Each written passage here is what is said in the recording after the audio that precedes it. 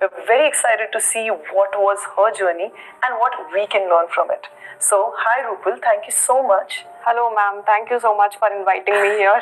It's a pleasure that you are here and I've heard a little bit about your journey, but मैं आपके मुंह से सुनना चाहती हूँ. पहले हम जानना चाहते हैं कि आपकी लाइफ की शुरुआत कहाँ से हुई, थोड़ा सा हिस्ट्री अबाउट यू, ताकि हम आज आप जहाँ भी हैं उसका एक पूरा बैक स्टोरी जान सकें.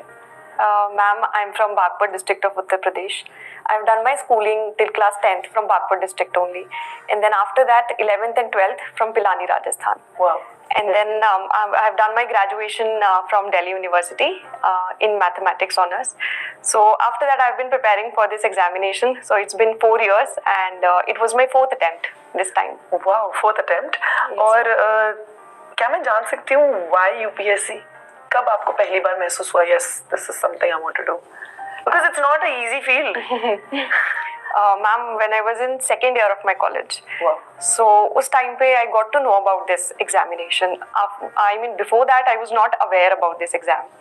So I started searching about it, and when I was doing my college, since I was doing mathematics, so I used to feel that I mean I was not satisfied enough with my efforts, even if अगर मैं कितने भी efforts डाल दूँ academics में, so it was not giving me that satisfaction. So I decided to go for public service. That's why and उसी time पे मैंने इस exam के बारे में सुना. And फिर सर्च करना शुरू किया, and that's how I decided to prepare for this examination. So academically हमेशा challenge करना पसंद था आपको अपने आप को? Yes ma'am, always. इस part में तो मैं इतना challenge करूँगी अपने आप को. Yes ma'am. I mean शुरू से I just wanted to be कि I just wanted to excel in everything. In everything. Yes, you want so everything. I that had I mean वो attitude था. I mean शुरू से ही. So तभी मैंने maths join किया. I mean maths में. Mathematics honors. Yes ma'am. वो experience कैसा था? वो पढ़ाई और ये पढ़ाई में कितना help किया और कितना difference था आपके लिए? मैम क्योंकि मैं हमेशा से साइंस ग्रेजुएट क्योंकि साइंस ग्रेजुएट रही हूँ एंड साइंस स्टूडेंट रही हूँ हमेशा अपनी लाइफ में, and this is completely I mean all together different ball game, क्योंकि तो art side and polity history ये तो सिर्फ 10th तक पढ़ के छोड़ दिया था. So when I decided, but it was something college में ही व्हेन मैंने पॉलिटी से शुरू किया था पढ़ना, तो उसमें मुझे काफी इंटरेस्ट आया. आई मीन जस्ट एनसीईआरटी से शुरू किया एंड धीरे धीरे इस फील्ड में भी काफी इंटरेस्ट आ गया उस सब में. तो ऐसे मेरी शुरुआत हुई इस जर्नी की.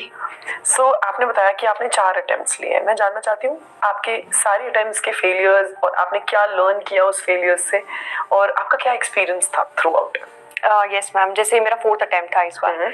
लास्ट 3 अटेम्प्ट्स में मेरा प्रीलिम्स क्लियर नहीं हो पाया था. The first step itself. Yes ma'am. So I was stuck at that stage. तो इस बार मेरा prelims, mains, interview and thankfully I'm very grateful कि रैंक आ गई इस बार. And earlier attempts में amazing rank. Please tell us the rank. Yes ma'am. I got 26th rank this year. And prelims 3 बार ना achieve करने के बाद आपने एक ही बार में सब कुछ अचीव किया. So अगर अभी मैं देखती हूँ अपनी जर्नी को, तो काफ़ी सारी मिस्टेक्स मैंने की अपनी अर्लियर अटेम्प्ट्स में.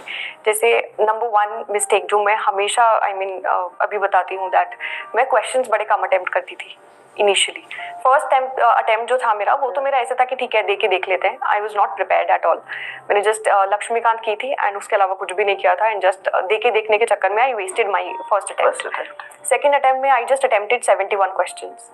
आई मीन उस टाइम पे मैं ऐसा सोचती थी कि I would not take risk in attempting the questions. Negative marking. Yes ma'am. तो वो एक मेरे अंदर रिस्क वाला जो चीज़ थी ना, आई वॉज ऑलवेज कि नहीं मुझे रिस्क नहीं लेना है. आई मीन जो मुझे नहीं आता I will not attempt that. Third attempt में भी मैंने सेम मिस्टेक की. I just attempted 78 questions again, same mistake.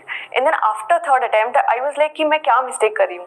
Knowledge base में मैंने सारी बुक्स पढ़ी हैं. I am following the current affairs, I am doing everything, I am putting in the hours, the hard work that is required, but still I mean मुझसे prelims ही नहीं हुआ उस time पे. तो थर्ड अटेम्प्ट के बाद मैंने अपनी स्ट्रैटेजी चेंज की एंड अपने मॉक्स में ही ये मैंने इम्प्लीमेंट करके देखा.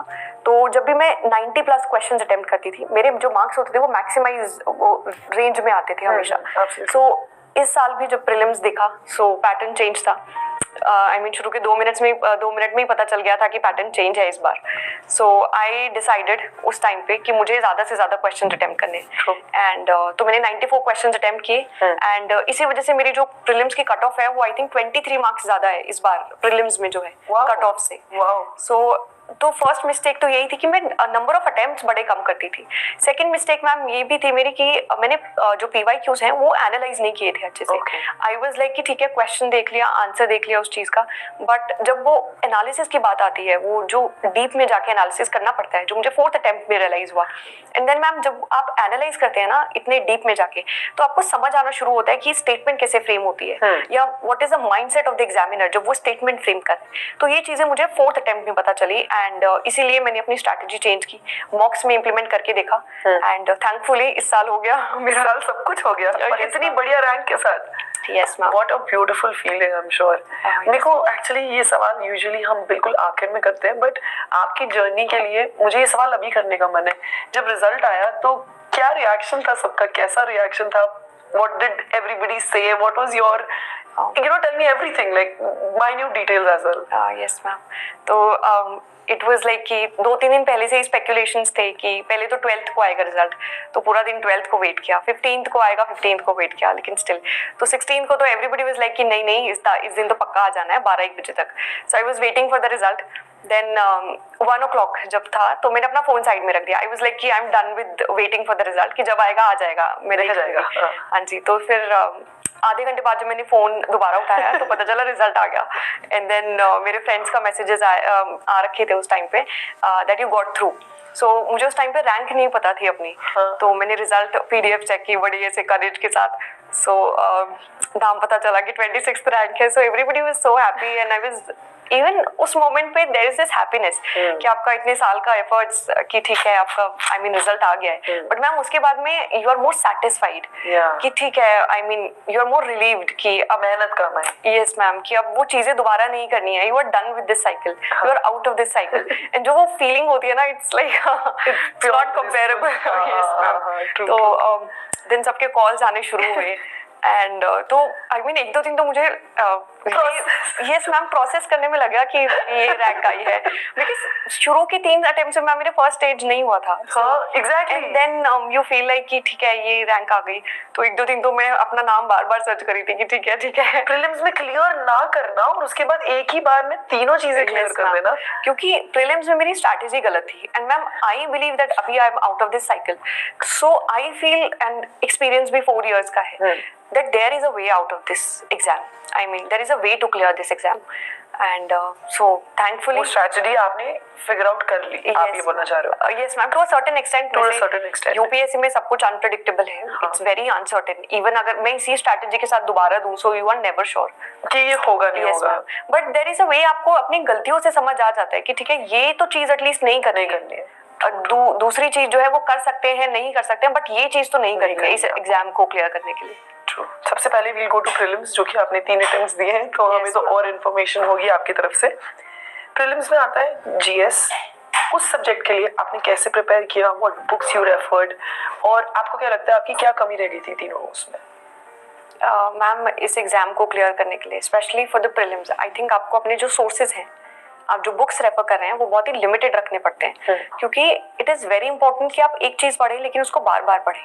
एक ही चीज़ को आपको काफ़ी बार रिवाइज करना पड़ता है।